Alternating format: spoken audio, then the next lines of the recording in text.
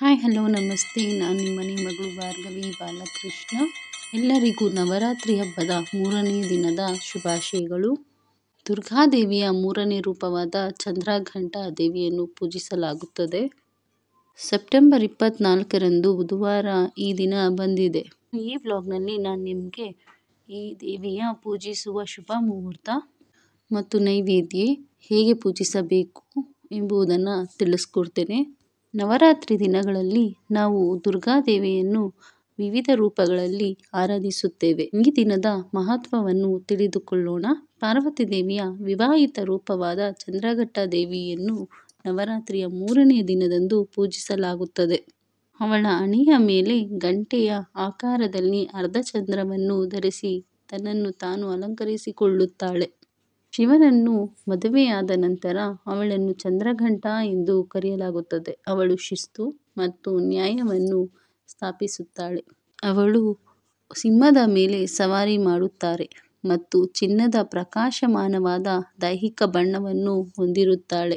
ಚಂದ್ರಘಂಟಾ ದೇವಿಯು 10 ಕೈಗಳನ್ನು 3 ಕಣ್ಣುಗಳನ್ನು ಹೊಂದಿರುತ್ತಾಳೆ. ಅವಳು ಕಮಲದ ಹೂವು, ಕಮಂಡ, ಚಂಪಾಮಾಲೆ, ತ್ರಿಶೂಲ, ಖಡ್ಗ, ಖಡ್ಗೆ, ಬಾಣ ಮತ್ತು ಬಿಲ್ಲನ್ನು ತನ್ನ ಕೈಗಳಲ್ಲಿ ಹಿಡಿದಿರುತ್ತಾಳೆ.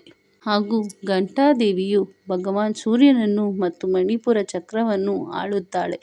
ಅಭದ್ರತೆ ಅನುಭವಿಸುತ್ತಿರುವವರು ಚಂದ್ರಘಂಟಾ ದೇವಿಯನ್ನು ಪೂಜಿಸಬೇಕು. ದೇವಿಯು ತನ್ನ ಭಕ್ತರಿಗೆ ಹಣ, ಸಂತೋಷ, ಯಶಸ್ಸು ಮತ್ತು ಉತ್ತಮ ಆರೋಗ್ಯವನ್ನು ನೀಡುತ್ತಾಳೆ. ದೇವಿಯನ್ನು ನಿಷ್ಠೆ ಮತ್ತು ಭಕ್ತಿಯಿಂದ ಪೂಜಿಸುವವರಿಗೆ ಭೌತಿಕ ಸುಖವನ್ನು ದೊರೆಯುತ್ತದೆ. ದೇವಿಯು ತನ್ನ ಹಣೆಯ ಮೇಲೆ ಇಟ್ಟುಕೊಂಡಿರುವ ಚಂದ್ರನ ಗಂಟೆಯ ಶಬ್ದವು ನಕಾರಾತ್ಮಕ ಶಕ್ತಿಯನ್ನು ಹೊಂದಿದೆ. ಚಂದ್ರಘಂಟಾ ದೇವಿಗೆ ಅರ್ಪಿಸಬೇಕಾಗಿರುವ ನೈವೇದ್ಯದ ಬಗ್ಗೆ ತಿಳಿದುಕೊಳ್ಳೋಣ ಬನ್ನಿ.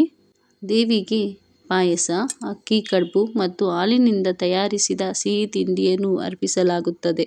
ಅಥವಾ ತುಂಬಾ ಸುಲಭವಾಗಿ ತಯಾರಿಸುವ ಪಂಚಾಮೃತ, ಸಕ್ಕರೆ ಮತ್ತು ಮಿಠಾಯಿಗಳನ್ನು ಆಕೆಗೆ ಅರ್ಪಿಸಬಹುದು.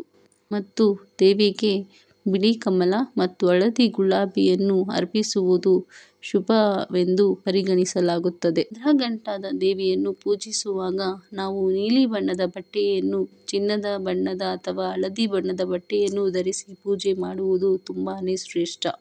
ನವರಾತ್ರಿ ದಿನದ 9ನೇ ದಿನವು ತನ್ನ ದುರ್ಗಾದೇವಿ ಹಾಗೂ ಆಕೆಯ ವಿವಿಧ ಅವತಾರವನ್ನು ಪೂಜಿಸುವ ಸಮಯದಲ್ಲಿ ಶುಭ ಮುಹೂರ್ತ ಹಾಗೂ ಶುಭವನ್ನು ನೋಡಲಾಗುತ್ತದೆ. ಶುಭ ಮುಹೂರ್ತದಲ್ಲಿ ಮಾಡಿದ ಪೂಜೆ ಮಾತ್ರ ನಮಗೆ ದುರ್ಗಾದೇವಿಯ ಆಯಾ ರೂಪದ ಆಶೀರ್ವಾದವನ್ನು ತಂದು ಕೊಡುತ್ತಾಳೆ. ಆದ್ದರಿಂದ ಈ ಪೂಜೆಯ ಸಮಯವನ್ನು ಈಗ ತಿಳಿದುಕೊಳ್ಳೋಣ ನೋಡಿ.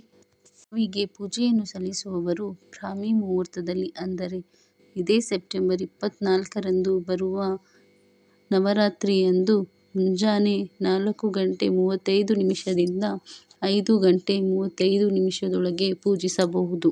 ಅಥವಾ ಅಮೃತ ಕಾಲದಲ್ಲಿ, ಅಂದರೆ ಬುಧವಾರ ಬೆಳಗ್ಗೆ 9:11ದಿಂದ 10:57 ಪೂಜಿಸಬಹುದು.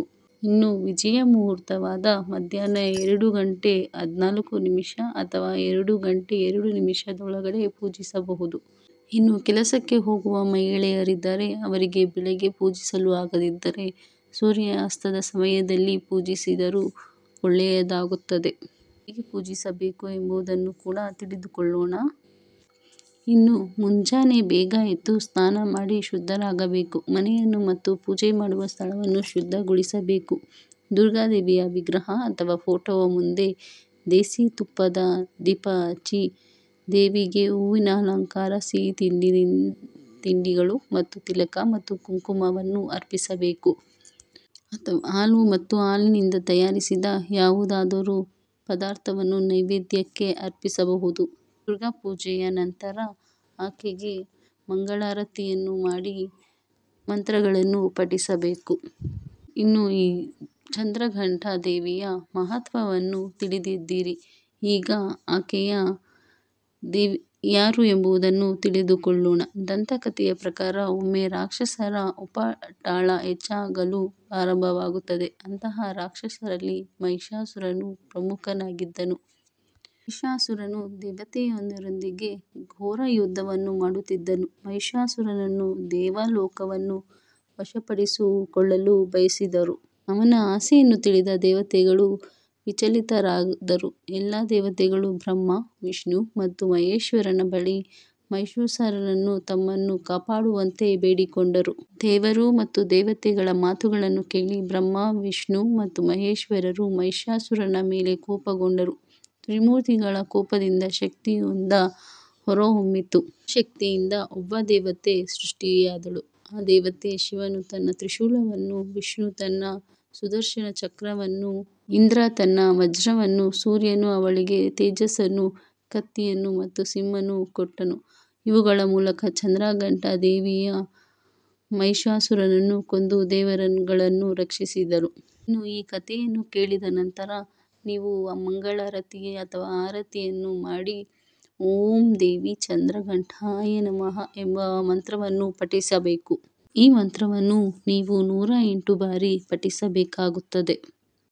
ಈ ದೇವಿಯನ್ನು ಪೂಜಿಸಿ ನಿಮ್ಮ ಮನೆಯಲ್ಲಿ ಸುಖ, ಶಾಂತಿ, ನೆಮ್ಮದಿಯನ್ನು ಪಡೆಯಿರಿ. ಪೂರ್ತಿ ವಿಡಿಯೋ ನೋಡಿದ್ದಕ್ಕಾಗಿ ಧನ್ಯವಾದಗಳು.